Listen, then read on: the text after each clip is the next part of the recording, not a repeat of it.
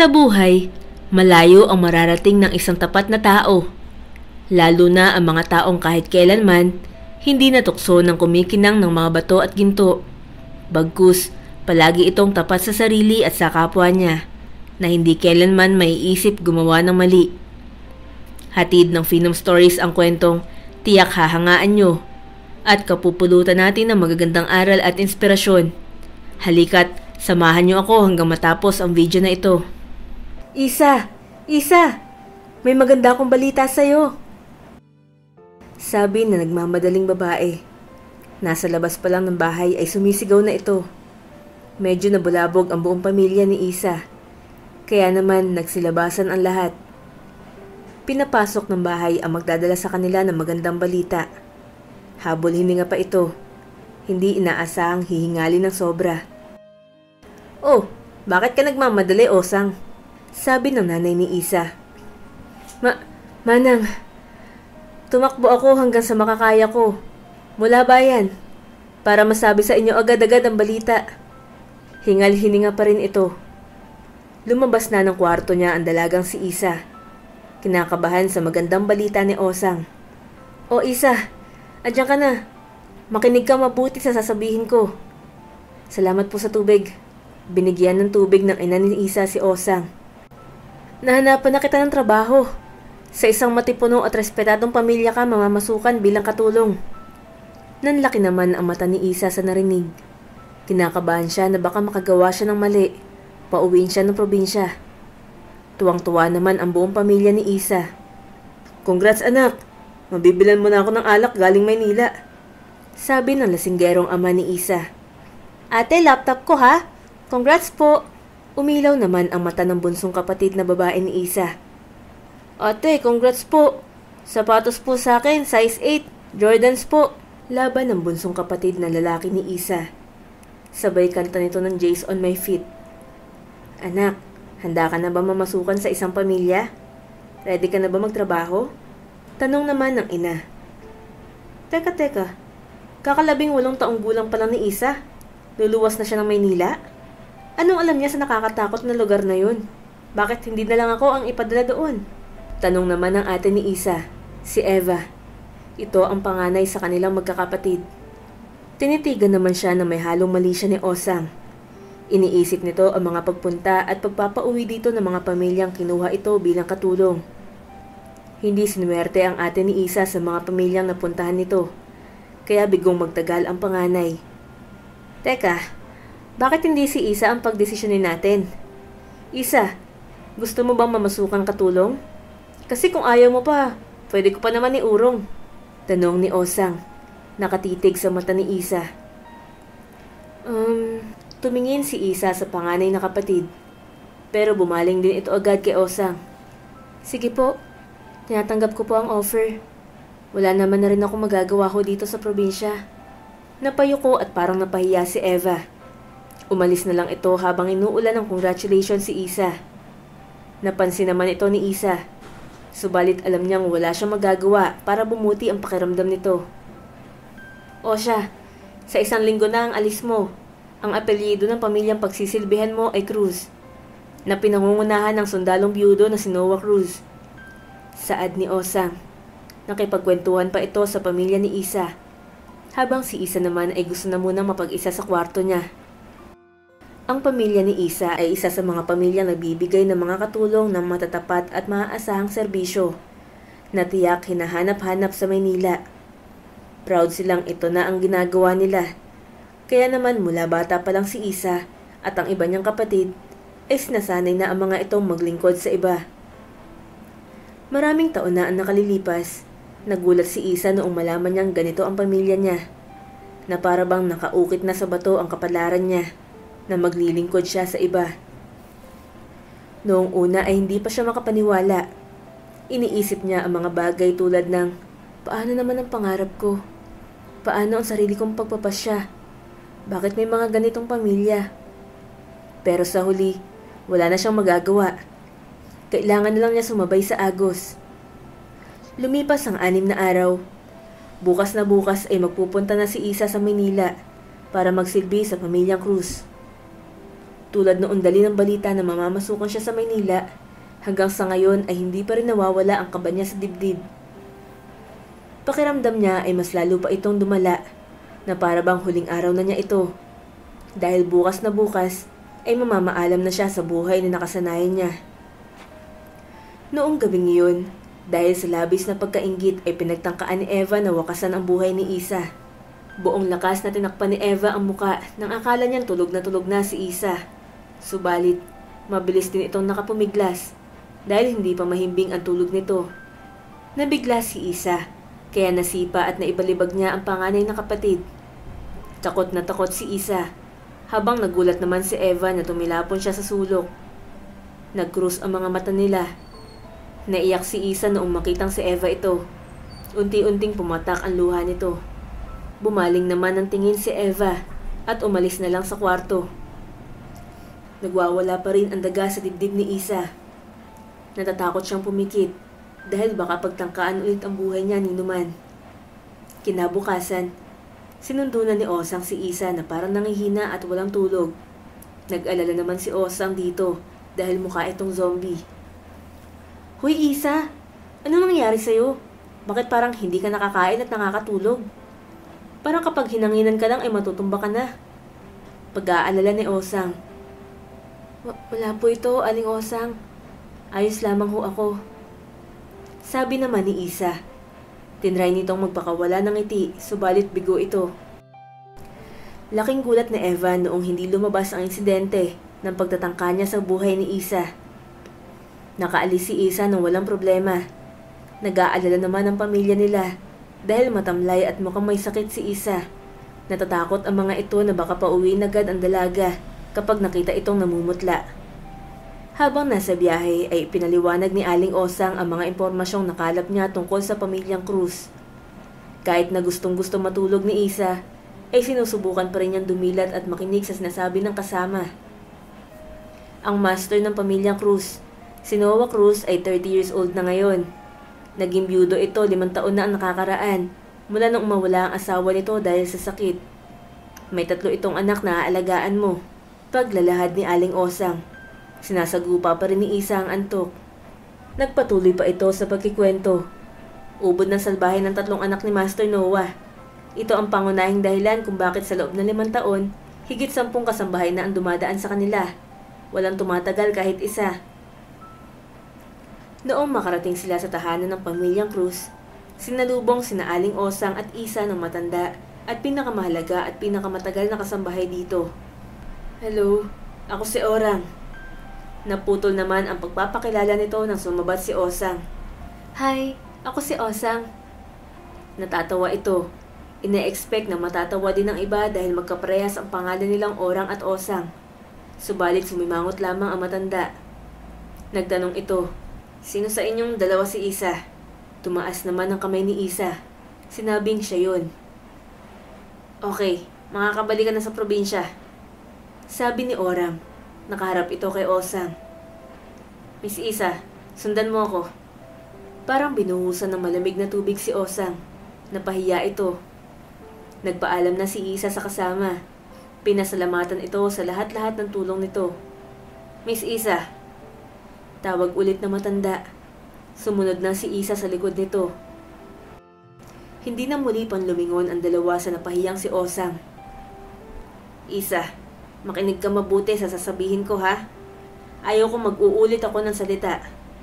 Pupunta tayo ngayon sa study hall ni Master Noah, ang head ng pamilyang ito.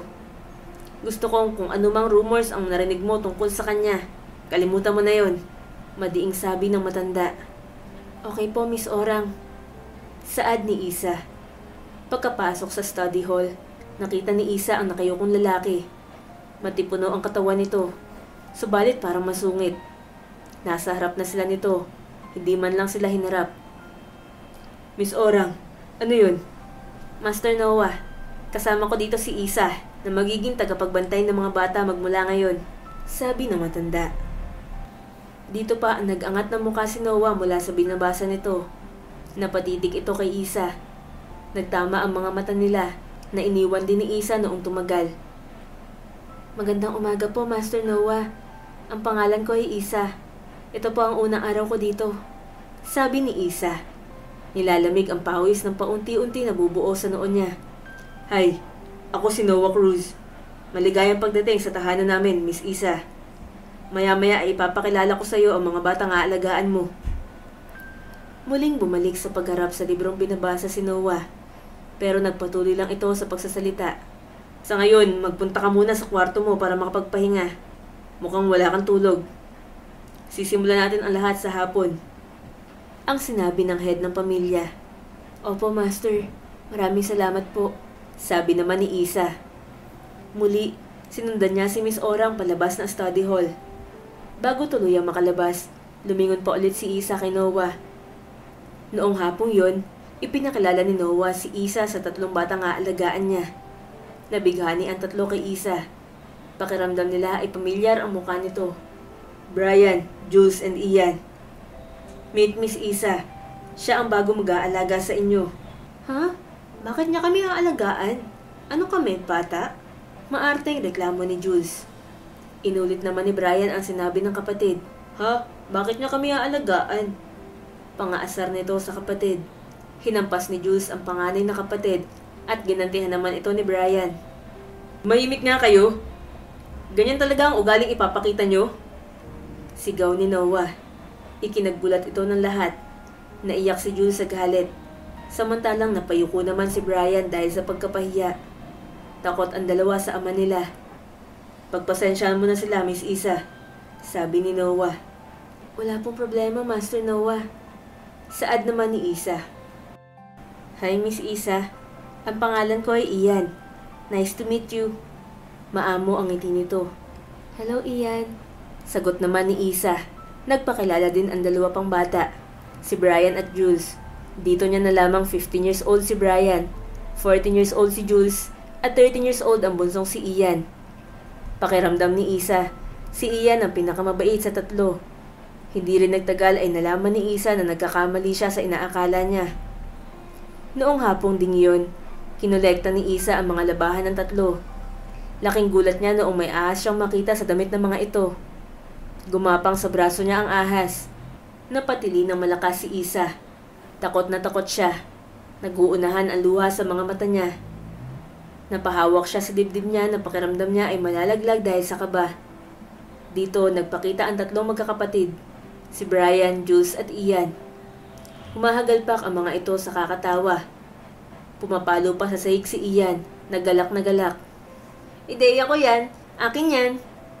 Proud na proud sa ideya niya.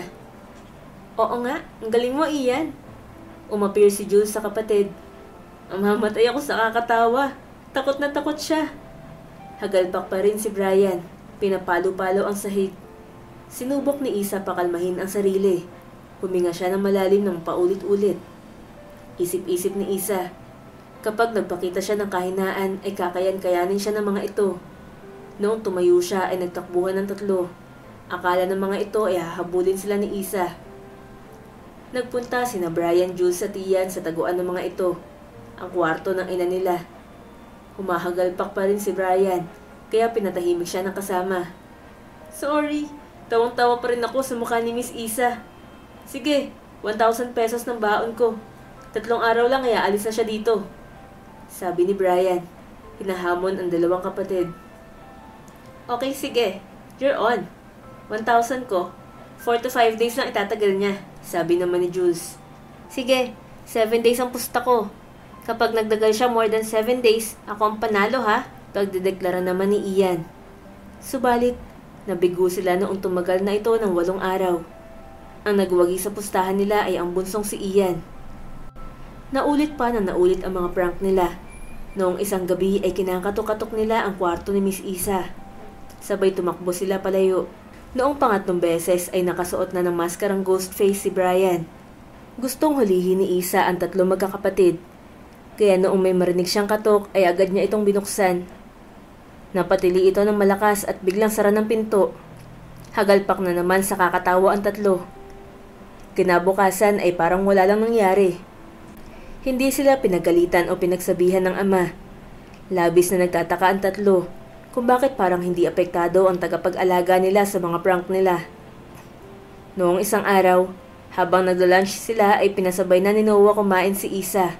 Isa, bakit hindi ka pa sumabay sa amin magtanghalian? Marami rin tayong pag-uusapan tungkol sa 3 kong anak. Sabi ni Noah. Nako, wag na po Master Noah. Umiling-iling si Isa. Muli siyang tinitigan ni Noah. Napatingin naman siya kay Miss Orang na sumenyas na sumabay na siya. Nagtanim naman ng sama ng loob ang mga bata. Bakit nila kasabay kumain ng isang tagapag-alaga lamang? Habang kumakain ay nagtanong at kinamusta ni Noah ang 3. Kamusta ang pag-home study nyo? Okay naman po, Dad. Magaling po magturo si Miss Rebecca. Sabi ng panganay na si Brian. Opo, Dad. Tama si Kuya. Natututo po kami kay Miss Rebecca. Suporta naman ni Ian. Ikaw, Jules. Kamusta ang tutor mong si Mr. Rendon? Tanong ni Noah sa anak na babae. Okay po, Dad. He's great. Na-explain niya mabuti ang bawat concept sa mas madaling paraan. Also, magaling po siya mag-motivate. Ikaw naman ang sumagot, Isa. Kamusta naman ang 3 anak ko? Tanong ni Noah sa tagapag-alaga. Okay naman po sila. Mababait. Hindi naman po ako binibigyan ng sakit sa ulo. Nakangiting sabi ni Isa. Mabuti naman. Naging mapaglaro kasi sila noong mawala ang mami nila. Tumingin si Noah kay Isa. Hindi na itago ang lungkot na nadarama. Magmula noon ay wala na nagsalita kahit isa sa kanila. Kumain na lang sila ng tahimik. Hindi alam ni Isa sa sarili niya kung ano ang ugali ng master niya. Hindi pa rin niya ito mabasa kahit mag-iisang linggo na siya sa tahanan ng Cruz. Basta ang alam niya, may matindi itong kalungkutang itinatago. Pati na ang 3 bata. Madalas ay niloloko nila ang tagapag-alaga. Kunwari raw na pinapatawag ng ama nilang si Noah si Isa. Miss Isa, gusto ka raw po makita ni Daddy. Sabi ni Jules. Seryoso ang mukha nito. Sige, Miss Jules. Papunta na ako. Nakangiting sabi ni Isa. Nainis naman si Jules dahil nakangiti ito sa kanya. Noong magpunta si Isa sa study hall ni Noah, nagulat ito dahil hindi naman daw siya nito pinapatawag. O baka naman nakalimutan ko. Nagkakamot ng ulo si Noah. Bumalik na rin ito sa pagbabasa. Alam ni Isa na hindi nito nakalimutan. Hindi talaga nito siya pinapatawag. Sinasakyan niya lang ang trip ng mga pilyo niyang alaga. Samantala, nagtataka naman ang 3 dahil hindi sila pinapatawag o pinapagalitan ng daddy nila. Ano ba yan? Kailan ba tayo papatawag ng daddy? Bakit hindi niya tayo pinapagalitan? Tanong ni Jules. Hindi pa nagsusumbong si Miss Isa? Hindi ba siya apektado sa mga prank natin? Nalulungkot na sabi ni Ian. Nag-iisip-isip ulit ng prank kung paano sasaktan ang tagapag-alaga. Ginugol ng 3 ang buong maghapon upang pag-isipan ang susunod nilang prank. Alam ko na. Halika't lumapit kayo sa akin, ikikwento ko sa inyo. Noong isang araw, sinamahan ni Jules si Isa sa pamamalengke. Labis na nagtaka si Isa. Inisip niyang, isa na naman ito sa prank ng 3 magkakapatid. Subalit hindi pala. Dito niya nakita ang totoong si Jules. Habang naglalakad papuntang palengke ay lumilinga-linga ito. Napaisip si Isa kung bakit ito ginagawa ng alaga. Pero noong makita nito ang tutor na si Mr. Rendon ay tumahimik ito. Nag-hi ito sa kanya noong makita siya. At tahimik na kumaway din si Jules na para bang nagpapakyut. Dito, nalaman ni Isa na gusto nito ang tutor niyang si Mr. Rendon. Tuwing Friday kapag namamalengke ay sumasama palagi ang dalagang si Jules. Palaging sinusulyapan si Mr. Rendon. Subalit tong isang araw ay natsyempohan nitong may kausap na iba si Rendon. Parang masyado itong close sa isa't isa, kaya madali silang nagtago upang tingnan at alamin ang relasyon ng dalawa. Noong halikan ni Rendon sa pisngi ang babae, hindi na napigilan ni Jules ang pagbagsak ng luha niya. Dali-dali siyang tumakbo palayo habang umiiyak. Sinundan naman ito ni Isa. Kinatok-katok ni Isa sa kwarto si Jules. Jules? Jules? Ayos ka lang ba? Si Miss Isa ito. Pwede nating pag-usapan to. Hindi sumasagot si Jules. Sinubukan pa rin niya kahit na parang walang pag-asa siyang pagbuksan nito. Jules? Huling subok ni Isa. Natuwa siya noong pagbuksan siya nito. Pumasok si Isa sa kwarto ni Jules. Ipinagtapat ni Jules na may relasyon sila ng binata ni Mr. Rendon. Kaya laking gulat nito na umikasama itong babae at hinalikan pa nito sa pisngi. Nag-init naman ang ulo ni Isa. Niyaya si Jules na magpunta ulit sa palengke. Noong makita nilang magkasama pa rin si Rendon at ang babae, nilapitan nila ito. Sinampa ni Isa si Rendon. "Manloloko ka! Niloko mo ang alaga ko!" Sinampal pa nito pa ulit-ulit ang lalaki. Pati si Jules ay nakisampal na rin. Umaawat naman ang kasama ni Rendon na babae, kaya hinarap ito ni Isa. Si Jules na ang nanulak at nanampal kay Rendon. "Walang kwenta ka! Sabi mo tayo lang dalawa! Manloloko ka! Manloloko!" Sabi na nagwawalang si Jules. Lumipas ang ilang minuto, niyaya na ni Isa si Jules na tumakbo palayo. Habang tumatakbo ay nagtatawanan ang dalawa. Nag-appear pa ang dalawa habang humahagal pa kakatawa. "Maraming salamat, Miss Isa." Iyak tawa na itong si Jules. Niyaka pa ang tagapag-alaga. "Walang anuman, Jules. Basta kung may problema ka, pwede mo akong kwentuhan ha?" Nakangiting sabi ni Isa. Napatitig lang si Jules. Naaalala ang ina. Tuwing gabi, kapag na-homesick si Isa, ay namimiss at inaalala niya ang buhay at kabataan niya sa probinsya. Kung paano sila maglaro at maghabulan sa damuhan ng mga kapatid niya. Kung paano nila pagtawanan at pagtripan ng isa't isa. Tipong halos mapapaiyak na siya minsan kapag naiisahan siya ng mga ito. Naaalala niya dito ang 3 magkakapatid na tila puro kasiyahan lang sa buhay ang gusto. Walang pakialam sa damdamin ng iba, basta magkaroon lang ng pagkakatuwaan. Namimiss ni Isa ang mga kapatid niya, kahit hindi niya naman talaga ito tunay na mga kapatid. Alam niya ang katotohanan, na hindi sila totoong magkakapatid lahat. Hindi mag-asawa ang tinuturing niyang ama't ina. Nagbinili lang siya ng pamilya niya ngayon sa tunay niyang mga magulang. Nasasaktan pa rin siyang isipin na ipinagbili siya nito. Na 1,000 pesos lang ang kapalit ng buhay niya. Natanggap ko na ito noon. Pero bakit sa tuwing may isip ko, masakit pa rin. Humahagulgol na si Isa. Iniisip ni Isa ang masasayang alaala niya kasama ang mga kapatid niya. Ito ang kakampi niya sa lahat. Sa tuwing nakikipag-away siya noon ay ito ang kasangga niya. Ito ang gaganti para sa kanya laban sa mga kaaway. Kahit na nalulungkot pa rin siya kapag iniisip na pinagtangkaan ng buhay niya ng itinuturing niyang kapatid, alam niya sa sarili. Kahit na nalulungkot pa rin siya kapag iniisip na pinagtangkaan ng buhay niya ng itinuturing niyang kapatid, alam niya sa sarili niyang mapapatawad pa rin niya ito. Hindi man ngayon pero sa pagdating ng panahon, oo. Aabutin siya ng 2:00 o di kaya 3:00 ng umaga sa pag-iisip sa probinsya nila. Hanggang sa tuluyan siyang dalawin ng antok. Subalit noong gabing yun, nakita niya mula sa bintana niya sa 3rd floor si Noah. May hawak itong alak. Napagpasyahan niyang puntahan ito. Tanungin kung may maitutulong ba siya dahil mukha itong may problema. Bago pa siya makalapit ay nakita niya si Noah. Nabitawan ni Noah ang hawak niyang alak. Pasuwag siyang niyakap nito. Nagulat si Isa. Gusto niyang itulak si Noah. Subalit napatigil siya noong makitang umiiyak ito. "Ellie, mahal kong Ellie." Humahagulgol na si Noah. Humigpit palalo ang pagkakayakap nito kay Isa. Nakita naman ni Isa sa mata nito ang kasiyahang nagtatago at natatalo ng kalungkutan. Subalit, kailangan niyang pigilan ito. Master. Nagpumigla si Isa. "Hindi ako si Ellie, Master. Ako si Isa." Nagulat si Noah na para bang naalala niyang wala na si Ellie, ang asawa niya. Sorry, kamukha mo kasi si Ellie, ang namayapa kong asawa." Sabi ni Noah. Hinawakan siya nito sa magkabilang braso. "Kamukha mo talaga siya. Kamukha mo ang Ellie ko." Noong sabihin ito ni Noah, bigla na lang itong natumba at nawala ng malay. Humingi naman ng tulong si Isa.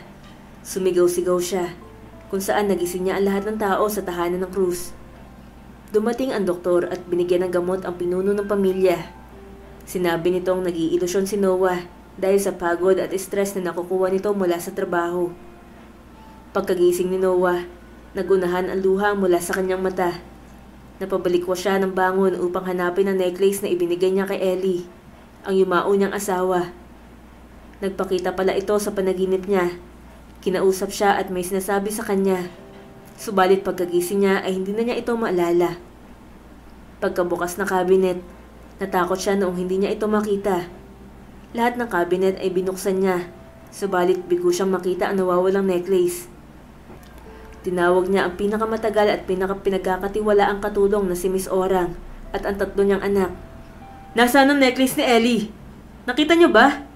Tulungan niyo ako maghanap," bulyaw ng lalaki. Nataranta naman ng 4. Nagmadali at naghanap ng necklace. Galit na galit si Noah, lalo na sa sarili niya dahil pinagkakaingatan niya ito. Tapos, mawawala lamang ng ganun-ganun lang. Pati ang ibang mga katulong ay inutusan ni Miss Orang na maghanap. Nabulabog ang tahanan ng pamilyang Cruz. Hindi naman alam ni Isa kung saan maghahanap. Hinanap niya ito sa kwarto niya, pero hindi niya ito makita.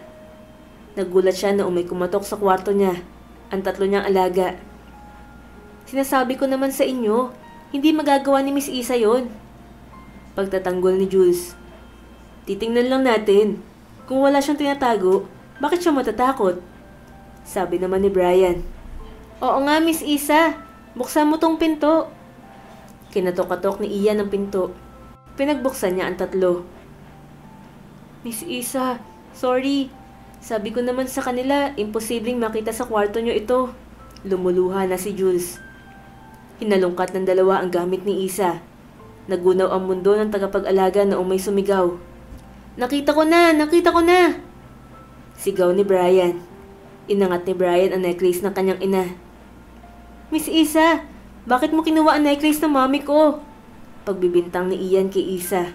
"Ha? Wala akong kinukuhang kahit na ano. Hindi ko alam kung paano yan napunta dyan." Depensa naman ni Isa. Umiyak naman lalo si Jules. Bumaling lang siya ng tingin noong tumingin si Isa dito. "Daddy! Daddy!" Sigaw ng 2. Tumakbo na ito palayo kay Isa. Humabol naman si Jules sa 2 niyang kapatid. Sinubukan maglakad ni Isa pero nangihina ang kanyang mga binti. Alam niya sa sarili niyang hindi niya magagawang magnakaw ng gamit ng iba. Pinatawag ni Noah si Isa. Pagpunta ni Isa, naririto si Miss Orang at ang 3 alaga niya. Galit na galit ang mukha ni Noah. Pabulyaw ang bawat letrang lumabas sa bibig nito. "Isa, alam ko niligtas mo ko. Pero ano tong ginawa mo? Bakit mo kinuha ang necklace ni Ellie?" Bulyaw ni Noah kay Isa. Nakatungo lang si Isa. Natatakot siyang harapin si Noah. "Hindi ko magagawa yung binibintang nyo," sabi ni Isa. Bakit nakita ito ni Brian at Ian sa kwarto mo?" Nakatulos ang titig ni Noah. "Paano mo mapapaliwanag to?" "Sorry po, Master.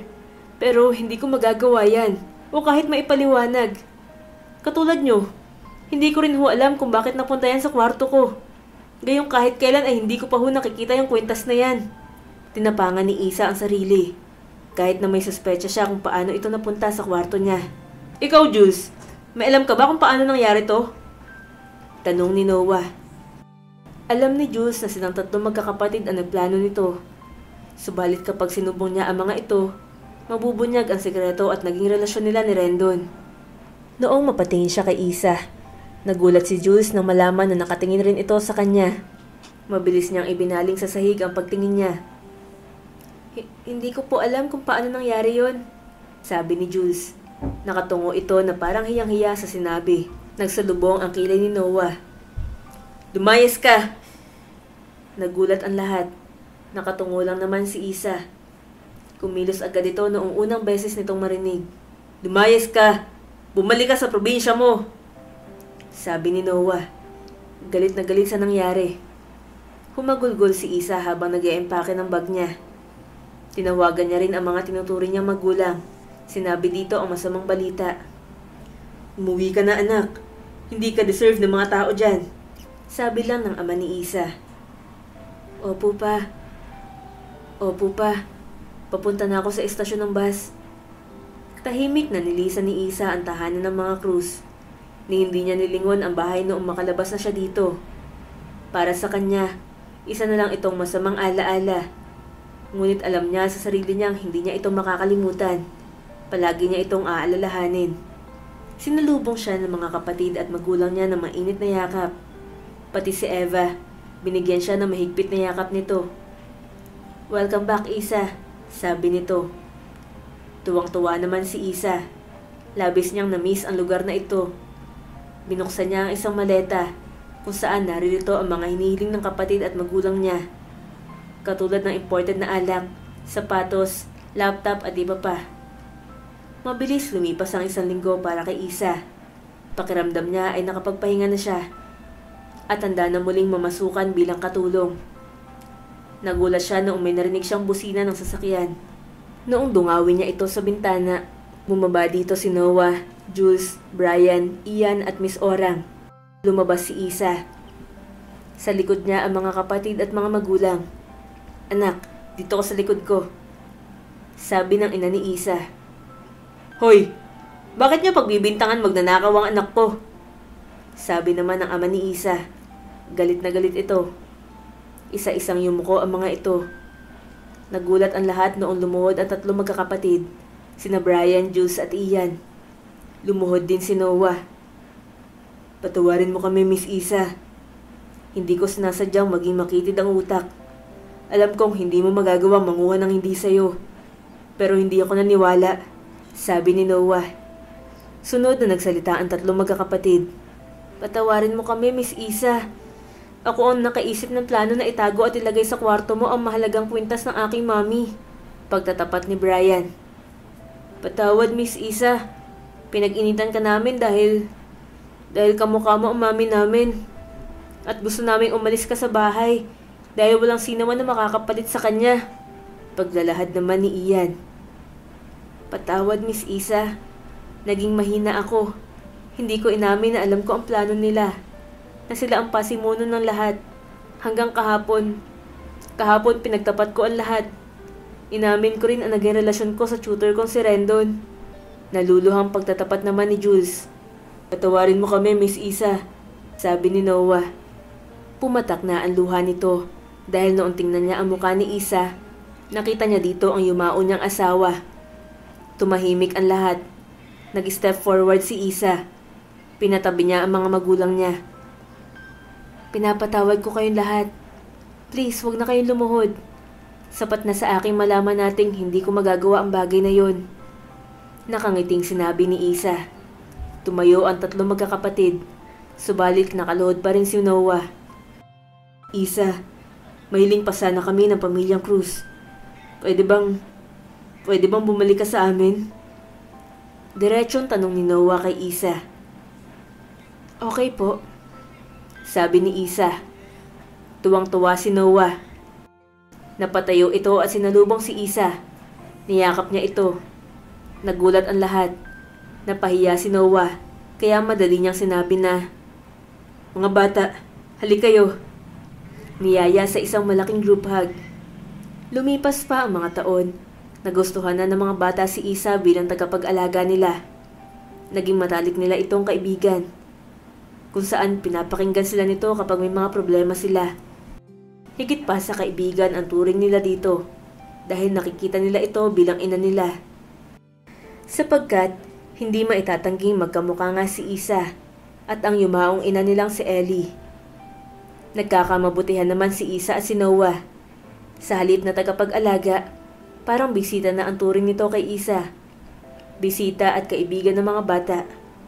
Noong nagtapos na ng kolehiyo at nagkanya-kanya ng landas sina Brian, Jules at Ian, wala ng trabaho si Isa para sa pamilya Cruz. Dito, inalok ni Noah si Isa ng kasal, kung saan pinaunlakan naman ng dalaga. Ikinasal sila at nakabuo ng 2 supling. Samantala, naging matagumpay naman si Brian, Jules at Ian sa kani-kanilang napiling propesyon sa buhay. Madalas ay dumadalaw pa rin ito sa lumang bahay nila upang bisitahin ng amang si Noah at ang stepmom na si Isa. Mga ka-Phenoms, nagustuhan nyo ba ang ating kwento? Comment nyo naman sa baba. Huwag nyo rin kalimutan mag-like at pindutin ang subscribe button para updated ka sa mga videos natin. Maraming salamat sa pakikinig. Hanggang sa susunod, dito lang sa Phenom Stories.